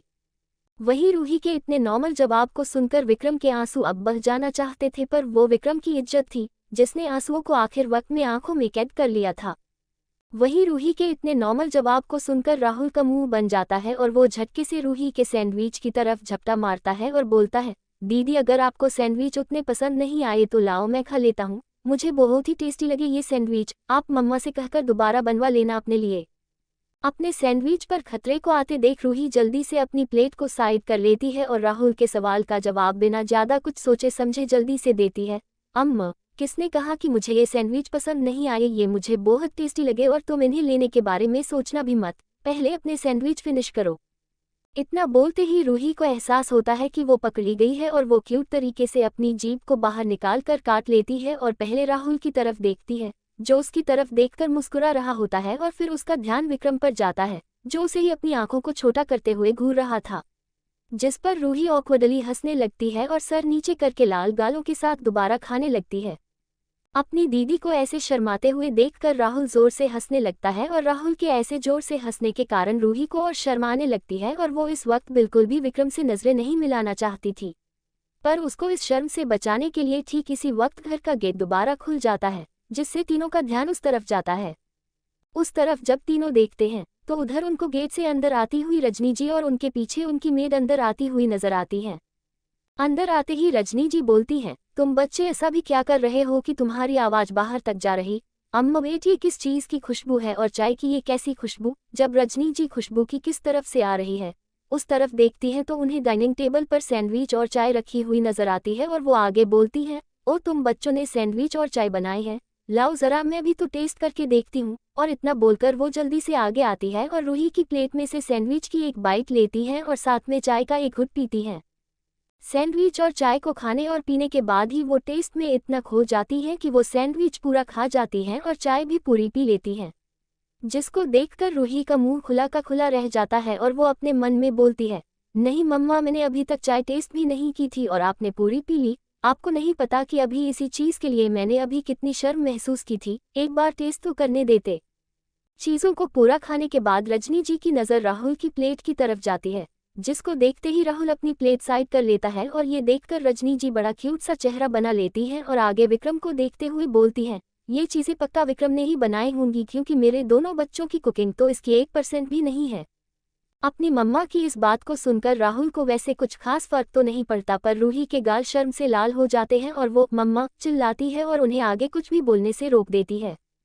वहीं अब तक राहुल अपने खाने को पूरा जल्दी जल्दी खत्म कर चुका था और खाने को खत्म करने के बाद अचानक से उसके मन में एक ख्याल आता है, जिससे उसके चेहरे पर स्माइल आ जाती है और वो इस ख्याल को रजनी जी से शेयर करते हुए बोलता है, मम्मा मैं क्या बोल रहा था कि जब आदिति दीदी और रूही दीदी सिटी जाएंगी तो हमें वैसे भी इनके लिए कुक तो रखना ही पड़ेगा, क्योंकि इन दोनों में से किसी को भी खाना बनाना तो आता नहीं है, तो क्यों ना हम विक्रम को ही इनके लिए कुक भी चुन लें। राहुल की इस बात को सुनकर विक्रम की आंखें बड़ी हो जाती हैं और वो अपने मन में ना करने लगता है और रजनी जी को आशा से देखने लगता है, जिसे रजनी जी गलत समझ लेती हैं और उन्हें लगता है कि विक्रम ये जॉब करना चाहता है। इसलिए वो चेहरे पर एक स्माइल के साथ बोलती हैं, ये एक अच्छा आइडिया है और विक्रम की कुकिंग मैंने देख ही ली है कि वो कितने अच्छे से मसाले का इस्तेमाल करता है, कितने अच्छे से उसने सब्जियों को काटा है, कितने अच्छे से विक्रम ने सैंडविच को सेंका है, और इन सब से यही साबित होता है कि विक्रम की ड्राइविंग की कला की तरह विक्रम कुकिंग की कला में भी बहुत अच्छा है। तो इसलिए अगर विक्रम चाहे तो रूही और आदिति के लिए ड्राइवर के साथ कुक की जॉब भी कर सकता है और इसके लिए उसे हम बाकी कुकर्स से ज़्यादा सैलरी देंगे। बोलो विक्रम, तुम्हें ये मंजूर है? चैप्टर 47 विलन कोष्टक। रजनी जी का ऑफर सुनने के बाद विक्रम की आंखों में जो आंसू अभी तक रुके हुए थे, उनमें से एक आंख का आंसू विक्रम से बगावत कर देता है और वो उसकी आंख से बहते हुए उसके चेहरे पर आ जाता है और विक्रम इस चीज से बिल्कुल अनजान स्माइल करते हुए बोलता है, जी रजनी मैडम, आपका धन्यवाद मुझे ये जॉब ऑफर देने के लिए, मैं ये ऑफर खुशी खुशी एक्सेप्ट करता हूँ। ये बोलने के बाद विक्रम अपने मन में खुद का मजाक उड़ाते हुए बोलता है, थू है विक्रम, तेरे ऊपर इतने बड़े खानदान का वारिस होकर तेरे लिए ड्राइवर बनना कम था कि अब कुक भी। अगर ये बात तेरे घर वालों को पता चलेगी तो उनके लिए तेरी ये हालत देखकर हंसी कंट्रोल करना काफी मुश्किल हो जाएगा। तेरी बहन और तेरे मम्मी पापा तो दूसरों के सामने तुझे आपका बेटा और भाई मानने से ही इनकार कर देंगे, और चलो अगर इतना हो तो फिर भी ठीक है, पर अगर उन्हें बाय चांस ये पता चल गया कि ये सब मैं एक लड़की को पटाने के लिए कर रहा हूँ, ओ माय गॉड, मैं तो सोच भी नहीं सकता कि वो मेरा कितना मजाक उड़ाएंगे। वहीं विक्रम के उस आंसू और उस स्माइल को वहां खड़े सभी लोग देख लेते हैं और वो सब अपने मन में एक साथ इमोशनल होकर सोचते हैं, देखो बेचारा इतनी छोटी जॉब मिलने पर भी कितना खुश हो गया है, कैसे खुशी के आंसू बहा रहा है, लगता है इसे अपनी फैमिली के लिए पैसों की बहुत जरूरत है। हमें आगे से ध्यान रखना चाहिए कि अगर हमारे पास कभी किसी काम के लिए किसी और व्यक्ति की जरूरत होगी तो सबसे पहले हम वो काम विक्रम को ऑफर करेंगे, ताकि हम उसकी सही ढंग से पैसे देकर उसकी मदद कर पाएं। और ये सोचकर सभी अपने सर को हाँ में हिलाते हैं। और अगर इन लोगों की इस सोच का विक्रम को पता चल जाता तो वो वापस घर जाने के बारे में सोचना शुरू कर देता। और रही बात रूही की, तो उसको पटाने के और भी बहुत से रास्ते हैं उसके पास, और उनमें कम से कम विक्रम को अपनी इज्जत से तो हाथ नहीं धोना पड़ेगा। फिर विक्रम के इस जवाब को सुनकर रजनी जी बोलती हैं, तो रूही, अब से सिटी में तुम्हारे लिए ड्राइविंग और तुम्हारे लिए खाना बनाने की सारी जिम्मेदारी विक्रम की होगी। जिसको सुनकर रूही अपना सर हाँ में हिला देती है। इसको देखकर रजनी जी विक्रम से रिक्वेस्ट करती हुए धीरे आवाज में बोलती हैं, विक्रम बेटा, तुम जरा रूही और आदिति को भी कुकिंग सिखा देना, इससे इन दोनों की शादी के लिए बाद में लड़का ढूंढना आसान रहेगा। रजनी जी की इस बात को सुनकर रूही का चेहरा लाल हो जाता है और वो चिल्लाते हुए बोलती है, मम्मा आप प्लीज ऐसी बातें सबके सामने तो मत किया करो। रूही के चेहरे को और रिएक्शन को देखकर वहां खड़े सभी लोग हंसने लग जाते हैं, सिवाय एक इंसान के, जो था विक्रम, और इस पर किसी का भी ध्यान नहीं जाता है। रजनी जी की बात को सुनकर विक्रम के गाल भी लाल हो जाते हैं और वो अपने मन में बोलता है, मुझे रूही बिना कुकिंग के भी चलेगी ही। फिर कुछ देर बाद अर्जुन जी भी अपनी मीटिंग खत्म करके आ जाते हैं और फ्रेश होने अपने कमरे में चले जाते हैं। जब तक वो अपने कमरे से बाहर आते हैं तब तक डाइनिंग टेबल पर खाना लग चुका था और सब साथ में बैठकर खाना खाने लगते हैं। और लग बाय चांस खाना खाते वक्त विक्रम बिल्कुल रूही के सामने बैठ जाता है, जिससे उसका ध्यान खाने की हर बाइट को खाते हुए रूही पर जा रहा था। आज अर्जुन जी को खाना खाते वक्त रोज से अलग टेस्ट आ रहा था, जो उन्हें काफी ही अच्छा लगता है। और जब इसका कारण अर्जुन जी रजनी जी से पूछते हैं तो उन्हें ये जानकर काफी हैरानी होती है कि आज के खाने को बनाने में विक्रम ने भी अपना हाथ बटाया था। पहले तो इस बात के लिए रजनी जी विक्रम को मना कर रही थी और उनका कहना था कि विक्रम इस घर का मेहमान है और इसलिए उसे ये सारे काम नहीं करने चाहिए, पर वो विक्रम की जिद के आगे हार जाती है। और इस पर विक्रम का कहना यह था कि वो इस घर का कोई मेहमान नहीं है, बल्कि वो इस घर का खुद को हिस्सा मानता है, जिसने उसके लिए इतना कुछ किया है। और इस बात पर रजनी जी भी कुछ नहीं बोल पाती। और इस पर विक्रम का ये सोचना था, आखिर जो भी हो, मुझे अपने फ्यूचर सासू माँ और ससुर जी को इम्प्रेस करने का कोई भी मौका नहीं छोड़ना है। और इसलिए विक्रम इस खाने से इम्प्रेस करने वाले मौके को लपक कर पकड़ लेता है और इसी तरह से सभी खाने को एंजॉय करके खाने लगते हैं। कुछ दिन बाद पिछले कुछ दिन रूही ने अपनी फैमिली के साथ बहुत ही अच्छे से व्यतीत किए थे। रूही ने अपनी मम्मी, भाई और पापा के साथ उसके साथ अब्रॉड में क्या क्या हुआ था वो सब बताती है और रजनी जी भी उसे यहाँ घर की सभी चीज़ों के बारे में कि इन सालों में क्या क्या स्पेशल हुआ था वो सब बताती है और इन सब बातों को विक्रम भी सुनता है। भले ही उसको दोनों जगह की सारी बातों की जानकारी थी पर वो फिर भी इन बातों को एंजॉय करता है। फिर आज फाइनली रूही और आदिति के सिटी ए में जाने का दिन आ जाता है और रूही अपनी फैमिली से और फैमिली को रूही से अलग होने पर काफ़ी दुख हो रहा था पर कोई भी इस चीज़ से मना नहीं करता क्योंकि ये सब रूही के अच्छे भविष्य के लिए ही हो रहा था। और सबका बाय होने के बाद जब रूही और आदिति अपने अपने सूटकेस के साथ जब कार में बैठ जाती है तो रजनी जी विक्रम को रोकते हुए बोलती है, विक्रम बेटा तुम इन दोनों का ख्याल रखना, इन दोनों की सारी जिम्मेदारी मैं तुम्हें दे रही हूँ। रजनी जी की बात को सुनकर विक्रम उन्हें आश्वासन देते हुए बोलता है, मेरी ब्यूटीफुल आंटी आप बिल्कुल भी चिंता मत करो, मैं इन दोनों का बहुत अच्छे से ध्यान रखूंगा। और फिर रूही, विक्रम और आदिति सिटी ए के लिए घर से निकल जाते हैं। वहीं इनकी कार को जाते हुए एक ब्लैक यूनिफॉर्म पहने शख्स भी देख लेता है और उसके चेहरे पर मुस्कुराहट आ जाती है और वो किसी को फ़ोन लगाता है और दूसरी तरफ से कॉल के उठते ही ये आदमी बोलता है, सर रूही मैडम अपनी दोस्त आदिति गुप्ता और एक कोई नए ड्राइवर के साथ अरोड़ा मेंशन से सिटी ए के लिए निकल गई है। इस बात को जब कॉल के दूसरी तरफ वाला शख्स सुनता है तो वो थोड़ी कोल्ड आवाज में चेहरे पर एक तिरछी स्माइल के साथ बोलता है, ठीक है तुमने अच्छा काम किया, अब तुम वापस लौट जाओ और इस शहर में दिखना मत, रूही को यहाँ सिटी ए में मैं संभाल लूंगा। जिसके जवाब में ब्लैक सूट पहना शख्स ओके सर बोलता है और दूसरी तरफ वाला शख्स फोन काट देता है। सिटी ए जहाँ पर रूही आ रही है, इस शहर को लोग बिजनेस हब के नाम से जानते हैं क्योंकि सिटी ए इस देश में इंपोर्ट और एक्सपोर्ट का सबसे बड़ा केंद्र है। इस शहर में लगभग रोज ही करोड़ों की डील्स होती हैं और जिसकी वजह से देश की सबसे बड़ी कंपनियों ने यहाँ अपने अपने ऑफिस खोल रखे हैं। और इसी सिटी की एक बहुत बड़ी कंपनी के अंदर सीईओ केबिन में वही कॉल वाला व्यक्ति बड़ी चेयर पर बैठकर अभी कॉल को रखते ही अपने सामने वाली ड्रॉर से एक फोटो को निकालता है और ये और किसी की नहीं रूही की लगभग 1 से 2 साल पुरानी फोटो होती है, जिसे वो शख्स अपने लाइटर से जलाते हुए थोड़ी पागलों वाली हंसी हंसते हुए बोलता है, हाँ हाँ हाँ फाइनली रूही तुम मेरे पास मेरे ही शहर में आ रही हो, हाँ हाँ हाँ। वहीं इसी वक्त कार में रूही के शरीर में पता नहीं कपकपी सी क्यों छुट जाती है, जिसे आदिति भी नोटिस कर लेती है और वो चिंता करते हुए रूही से उसका हाल पूछती है, जिस पर रूही बस ये बोल देती है कि वो बिल्कुल ठीक है, बस अभी उसे एक ठंडी हवा का झोंका लगा था और ये बोलकर वो कार की खिड़की को बंद कर लेती है। Chapter 48 special room. Chapter 48 special room. अभी रूही, आदिति और विक्रम रूही की ब्रांड न्यू कार में बैठकर सिटी ए की तरफ जा रहे थे और रही बात विक्रम की कार की तो वो उसने उसके असिस्टेंट, मेरा मतलब जिस दोस्त से उसने कार उधार ली थी, उसको वापस कर दी थी। इस वक्त इनकी कार एक हाईवे से गुजर रही थी जिसमें पीछे बैठी रूही का ध्यान तो अपने फ़ोन में था और मैं पहले ही बता दूं, वो टाइम पास नहीं कर रही थी बल्कि उसके पापा ने उसे सिटी ए में जो प्रोजेक्ट अभी चल रहे थे उनकी डिटेल्स भेजी थी। और रही बात आदिति की तो रूही की असिस्टेंट होने के कारण वो भी अभी तक उन्हीं प्रोजेक्ट को चेक कर रही थी और रूही के शेड्यूल को बना रही थी कि रूही ने आने वाले दिनों में क्या करना है। पर अब इस काम को करते करते उसकी गर्दन अकड़ जाती है और वो थोड़े रिलैक्समेंट और ताज़ी हवा के लिए कार की विंडो को खोलकर उससे बाहर देखने लगती है। वहीं विक्रम अभी कार को चला तो रहा था पर उसका सारा ध्यान रूही पर था। उसने सामने वाले मिरर को ऐसे एडजस्ट कर रखा था कि जिससे उसे सिर्फ रूही ही दिखे और इस चीज़ पर रूही का ध्यान नहीं जाता है। अभी आदिति कार के बाहर देख ही रही होती है कि उसकी नज़र किसी चीज़ पर पड़ती है जिससे उसकी आंखें चमक जाती है और वो तुरंत विक्रम के कंधे पर हाथ मारते हुए चिल्लाती है, विक्रम विक्रम कार को रोको अभी। आदिति के इस तरह चिल्लाने और कंधे पर मारने की वजह से विक्रम का ध्यान रूही पर से हट जाता है और वो मुंह बनाते हुए अपने मन में बोलता है, कबाब में हड्डी। और फिर वो अचानक से ब्रेक लगाकर कार को रोड के साइड में रोक देता है।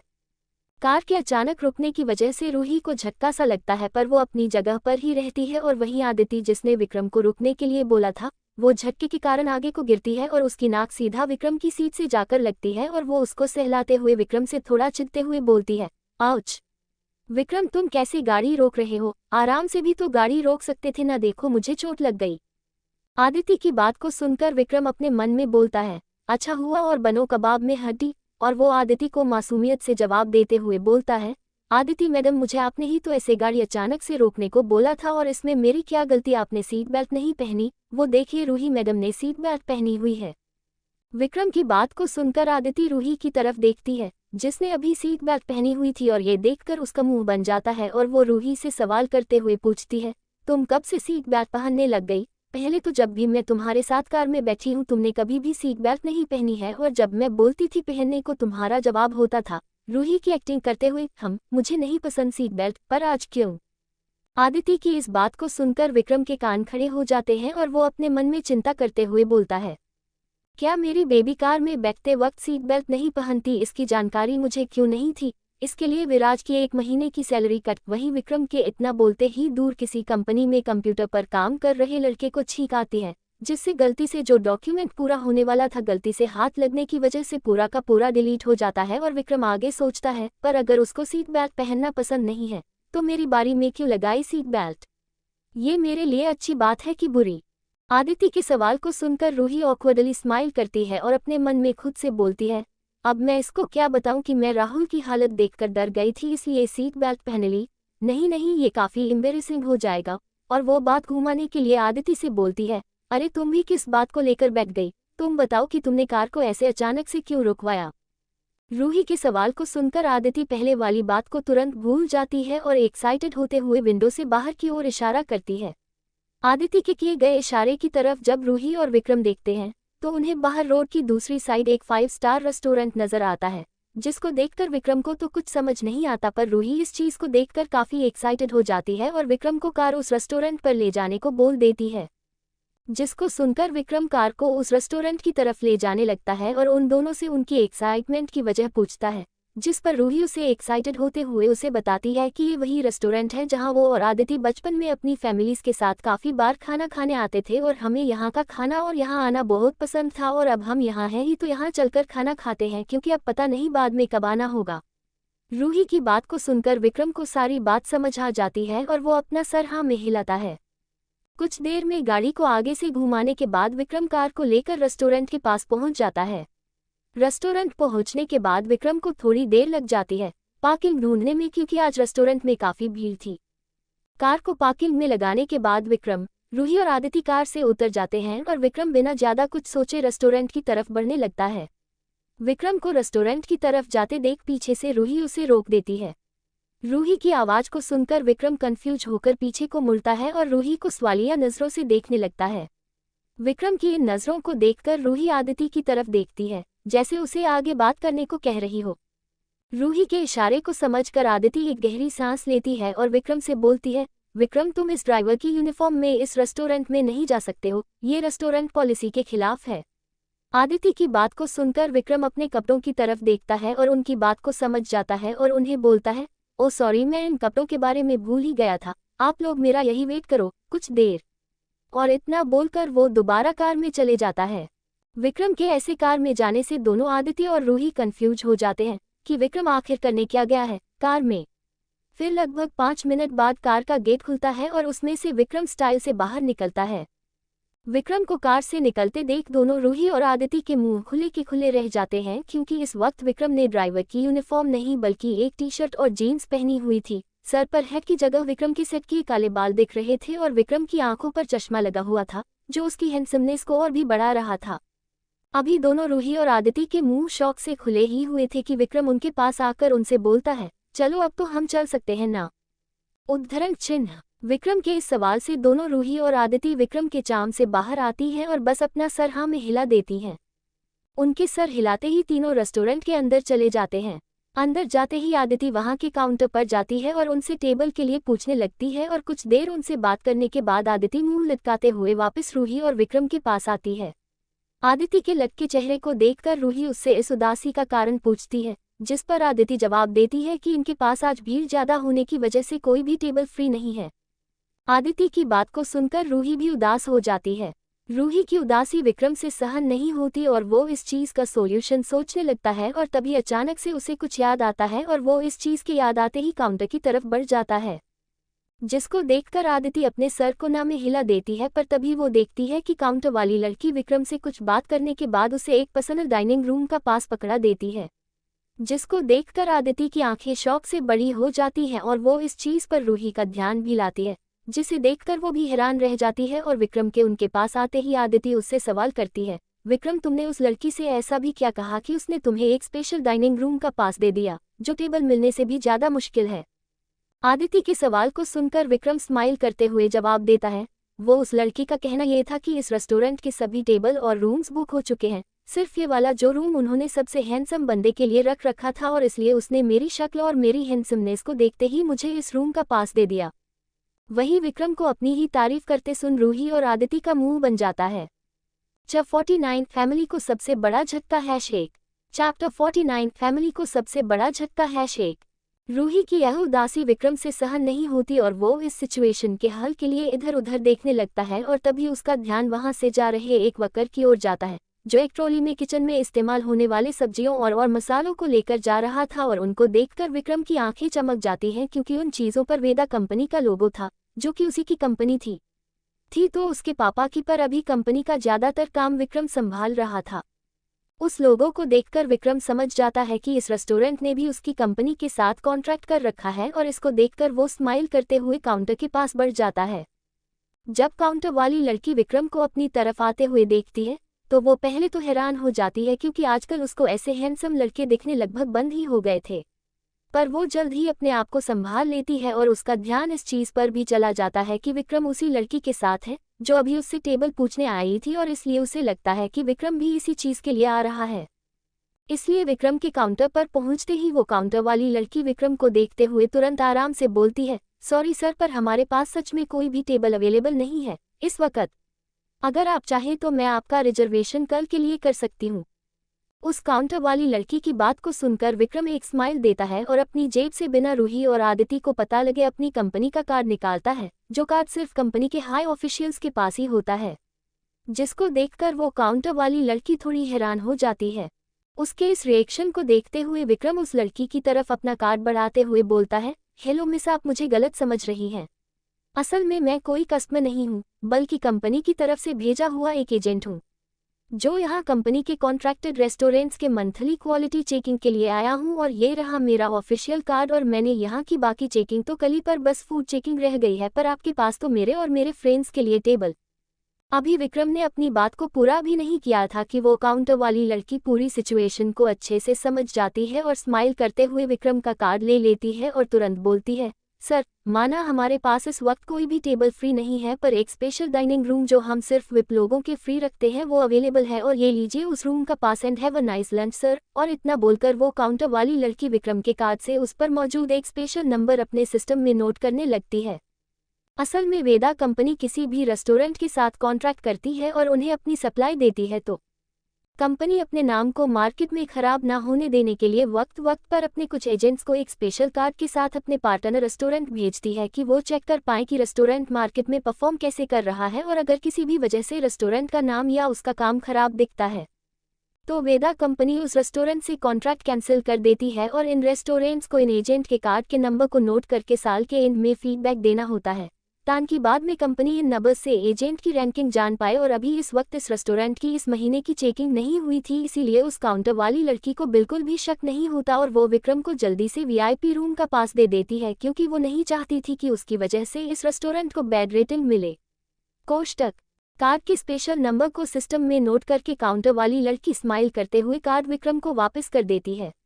कार्ड को अपनी पॉकेट में रखने के बाद और रूम पास को हाथ में लिए विक्रम रूही और आदिति के पास पहुंच जाता है और वो अपने मन में खुद से बोलता है, शुक्र है इस रेस्टोरेंट में इस महीने का एजेंट अभी तक इंस्पेक्शन के लिए नहीं आया है, वरना मुझे रूही के सामने खाली हाथ ही लौटना पड़ता, क्योंकि रूही के सामने तो मैं कंपनी का बॉस होने का फायदा भी नहीं उठा सकता। विक्रम के उस पास को देखकर आदिति उससे शॉक्ड एक्सप्रेशन के साथ पूछती है, विक्रम, तुम्हें उस रिसेप्शनिस्ट ने ये पास इतनी आसानी से कैसे दे दिया, और ये तो इस रेस्टोरेंट का वीआईपी रूम का पास है। ओ माय गॉड, ये तो सिर्फ हमें छोटे होते तभी मिलता था जब रूही के पापा खुद मेरे पापा से रिजर्वेशन करवाते थे। आदिति के सवाल करने पर रूही भी विक्रम की तरफ सवालिया नजरों से देखने लगती है, जैसे उसे भी इसका जवाब जानना है। आदिति के सवाल को सुनकर विक्रम एक बेशर्मों वाली स्माइल करते हुए बोलता है, वो जब मैंने उससे टेबल के बारे में पूछा था ना, तब उसने भी मुझे साफ साफ मना कर दिया था, जिससे मैंने अपना मुंह लटका लिया था और मेरे इस हैंडसम चेहरे पर वो इस उदासी को सहन नहीं कर पाए और मुझे रोकते हुए ये पास देती है और बोलती है कि ये लो वीआईपी रूम का पास जो सिर्फ हैंडसम लोगों के लिए रिजर्व रहता है और तुम उस लेवल के हैंडसम हो, और उसने मुझसे मेरा पर्सनल नंबर मांगा और हो गया ये पास हमारा। क्या अब मैं इन दोनों को सच थोड़े ही बता सकता हूँ? विक्रम के मुंह से उसकी खुद की बेशर्मों वाली तारीफ को सुनकर रूही और आदिति का मुंह बन जाता है और आदिति बोलती है, हाँ हाँ, सो फनी, और अब सच बोलो। और आदिति और रूही दोनों उसे घूरकर देखती हैं। इस बार विक्रम अपने चेहरे पर से स्माइल गायब करते हुए बड़े ही नॉर्मल तरीके से रूही और आदिति को देखकर बोलता है, मैंने उसे बस रूही मैडम की असली आइडेंटिटी के बारे में बता दिया था। विक्रम की इस बात को सुनकर दोनों रूही और आदिति अपने सर को हाँ में हिलाते हैं, क्योंकि उनके हिसाब से यही एक कारण हो सकता है। और रूही विक्रम को घूरते हुए बोलती है, इस बार तो ठीक है, पर अगली बार से तुम मुझसे बिना पूछे मेरी आइडेंटिटी का इस्तेमाल नहीं कर सकते। जिस पर विक्रम अपना सर हाँ में हिलाता है और फिर तीनों को एक वेटर वीआईपी रूम में ले जाता है और कुछ ही देर में उनका खाना वहां आ जाता है और वो सभी खाना खाने लगते हैं। और विक्रम को खाना खाता देख आदिति काफी हैरान रह जाती है, क्योंकि विक्रम खाना इतनी ज्यादा मेहनत के साथ रहा था और जिसकी वजह से आदिति को अपने आप को खाना खाते देख थोड़ी शर्म सी महसूस होने लगती है और वो रूही को कुन्ही मारकर विक्रम की तरफ इशारा करती है। आदिति के इशारे का मतलब रूही समझ जाती है और वो धीरे से आदिति के कान में बोलती है, जो तुम इस वक्त महसूस कर रहे हो वो हम पिछले कुछ दिनों से महसूस कर रहे हैं और हमें अब इस चीज की आदत हो चुकी है। तुम्हें भी इस चीज की आदत जल्द ही हो जाएगी। रूही की इस बात सुनकर आदिति चैन की सांस लेती है और उसको इस चीज की संतुष्टि होती है कि वो नॉर्मल लोगों ही की तरह खाना खाती है, वरना उसे तो विक्रम को इतनी तमीज से खाना खाते देख ये एहसास होने लगता है कि उसे ही खाना मेहनत से खाना नहीं आता है। फिर कुछ देर बाद सभी का खाना हो जाता है और रूही सबके खाने का बिल देती है। वैसे तो पहले विक्रम अपनी ड्राइवर वाली आइडेंटिटी को भूलकर पे करने जा रहा था, पर वो तो अच्छा हुआ कि रूही ने ही पहले पेमेंट कर दी, वरना उसके ऊपर रूही और आदिति ने कितने सवालों से हमला कर दिया होता। फिर वो सब सिटी ए के लिए निकल जाते हैं। उनके रेस्टोरेंट से सिटी ए की तरफ निकलने के लगभग आधे घंटे बाद एक ब्लैक रंग की एसयूवी उसी रेस्टोरेंट के सामने आकर रुकती है और उसमें से एक आदमी लगभग 30 साल के आसपास उस रेस्टोरेंट में जाता है और अपनी शर्ट के पॉकेट से वेदा इंडस्ट्री के कार्ड को निकालकर काउंटर वाली लड़की को देता है और बोलता है, मैं यहाँ वेदा इंडस्ट्री की तरफ से मंथली चेकिंग करने के लिए आया हूँ। उस कार्ड को देखने और उस आदमी की बात को सुनकर वो काउंटर वाली लड़की हैरान हो जाती है। उस काउंटर वाली लड़की का ऐसा रिएक्शन देखकर वो आदमी उससे इस चीज का कारण पूछता है, जिस पर वो लड़की जवाब देती हुई बोलती है, सर पर अभी ही तो आपकी कंपनी से एक एजेंट अभी कुछ देर पहले ही रेस्टोरेंट को चेक करके गए हैं। इस बात को सुनकर अब कंफ्यूज होने की बारी उस आदमी की थी और वो उस लड़की से बोलता है, पर वेदा कंपनी की तरफ से इस बार मैं ही कर रहा हूँ सभी रेस्टोरेंट्स की चेकिंग, और ये जी अभी आया था उसके कार्ड का नंबर तो होगा ही ना आपके पास। उनकी बात को सुनकर वो काउंटर वाली लड़की उन्हें अपने सिस्टम में वो नंबर दिखाती है। उस नंबर को देखने के बाद वो आदमी शॉकड रह जाता है और अपने इस शॉक को कंफर्म के लिए जैसे ही वो नंबर अपने सिस्टम में डालकर चेक करता है तो उसका शक कंफर्म हो जाता है और उसे पता लग जाता है कि ये उनके बॉस के बेटे विक्रम का कार्ड नंबर है। और इस चीज को और कंफर्म करने के लिए वो उस काउंटर वाली से सीसीटीवी देखने को बोलता है, जिसे वो लड़की दिखा देती है, क्योंकि ये उसके मैनेजर ने बोला था जो अभी इस सब शोर शराबे को सुनकर वहां आ गया था। उस सीसीटीवी में विक्रम और उसके साथ 2 लड़कियों को देखकर वो आदमी हैरान हो जाता है और वो जल्दी से ये वीडियो विक्रम की फैमिली को भेज देता है और उन्हें फोन करता है उन्हें इस बारे में बताने के लिए। असल में ये जो आदमी था वो विक्रम की फैमिली का फैमिली फ्रेंड था और इसका वेदा फैमिली से काफी अच्छा रिलेशन है और विक्रम तो इन्हें भैया बोलता है और यही वजह है कि वो इस जरूरी मैटर के बारे में वेदा फैमिली को इन्फॉर्म कर रहा था। कोष्टक जब 50 फैमिली को सबसे बड़ा झटका #2 चैप्टर 50 फैमिली को सबसे बड़ा झटका #2 रंगावरम वेदा मेंशन में अभी इस वक्त कृति वेदा और संजीव वेदा डाइनिंग टेबल पर बैठकर लंच का इंतजार कर रहे थे और स्पेशली कृति वेदा तो काफी एक्साइटेड हो रखी थी, क्योंकि आज खाने में उसकी मनपसंद सब्जी बनी थी और ये सब्जी विक्रम को भी काफी पसंद थी। फिर कृति ज्यादा वेट ना कर पाने की वजह से अपनी मम्मी को जो किचन में थी उनको चिल्लाते हुए बोलती है, माँ और कितनी देर लगेगी, मुझसे इंतजार नहीं हो रहा है। अपनी बेटी की आवाज को सुनकर पल्लवी जी किचन से आते हुए बोलती है, ओह इतनी बड़ी हो गई और कॉलेज जाती हो पर फिर भी अपने ऊपर बिल्कुल भी कंट्रोल नहीं है, लो आ गया तुम्हारा खाना।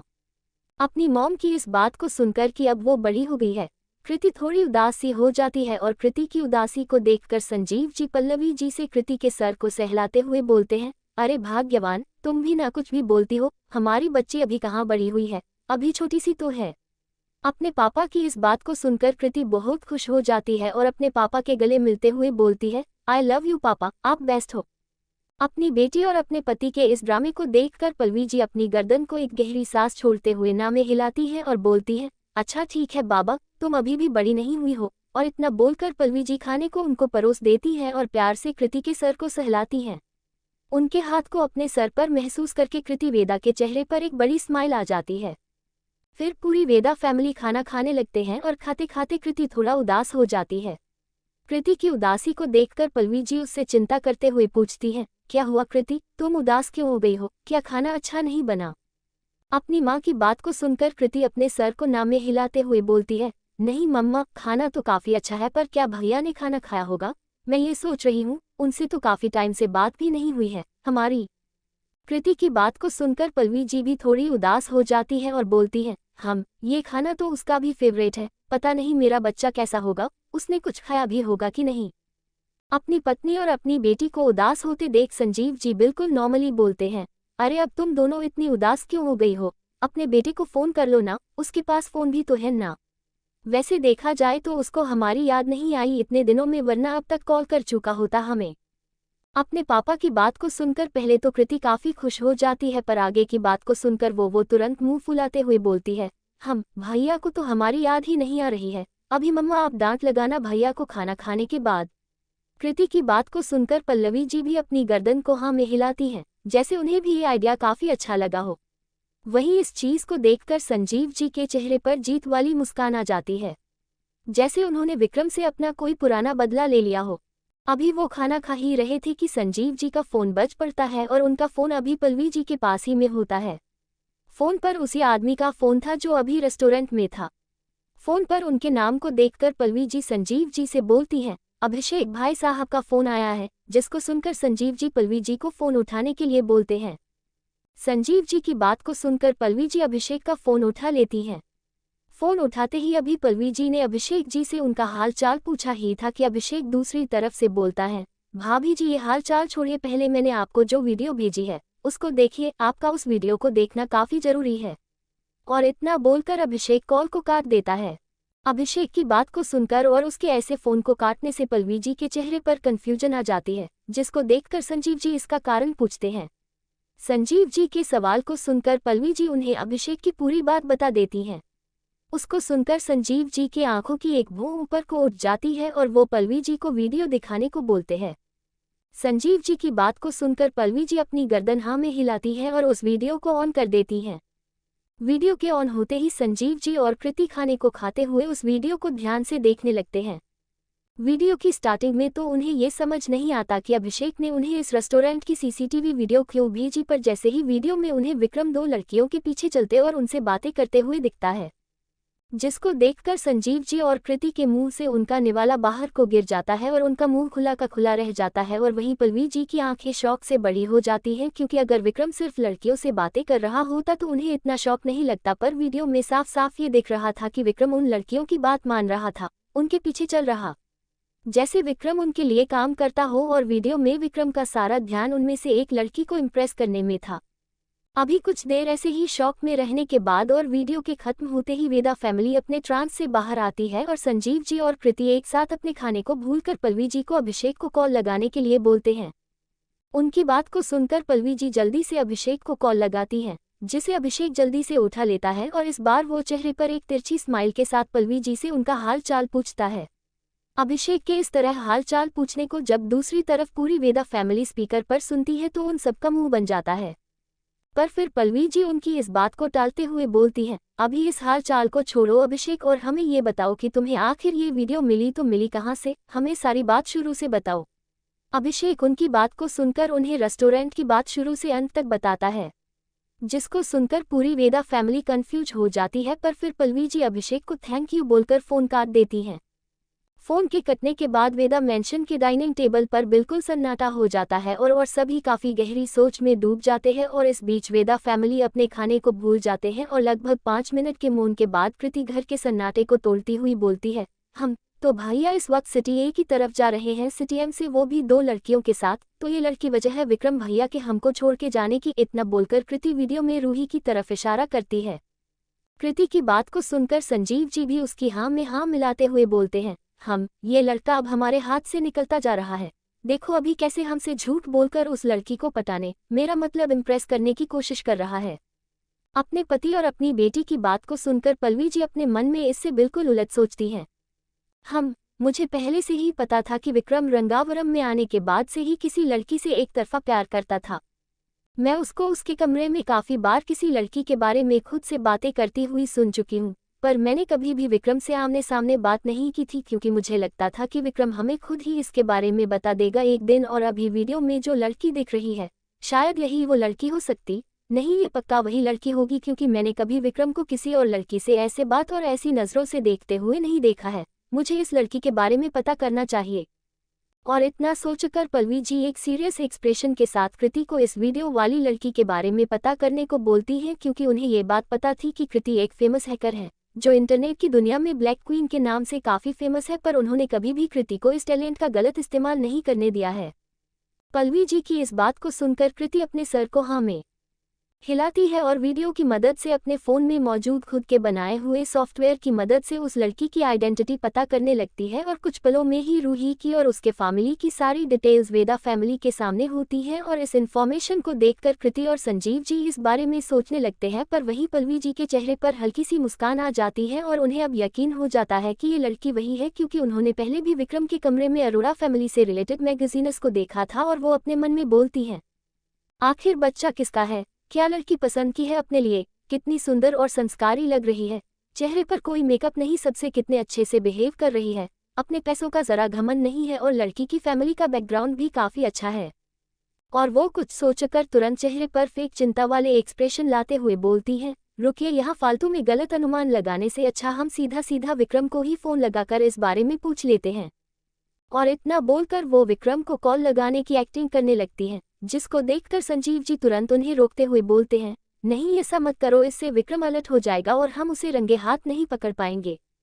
जिसको सुनकर कृति भी हाँ में हाँ मिलाती है और बोलती है, हाँ मम्मा ऐसा मत करो, इससे भैया अलर्ट हो जाएंगे और हमें उन्हें पकड़ने का मौका नहीं मिलेगा। हमें उन्हें किसी और तरीके से पकड़ना चाहिए, जैसे कि खुद उनके पास पहुंचकर। और कृति इतना बोलकर कुछ सोचने लगती है।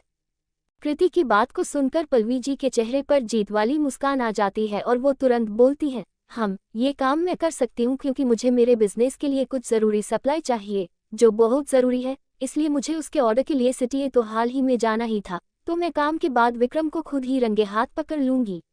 पल्लवी जी की इस बात को सुनकर संजीव जी इस आइडिया के लिए हाँ कर देते हैं और कृति को भी इस चीज़ से कोई प्रॉब्लम नहीं होती।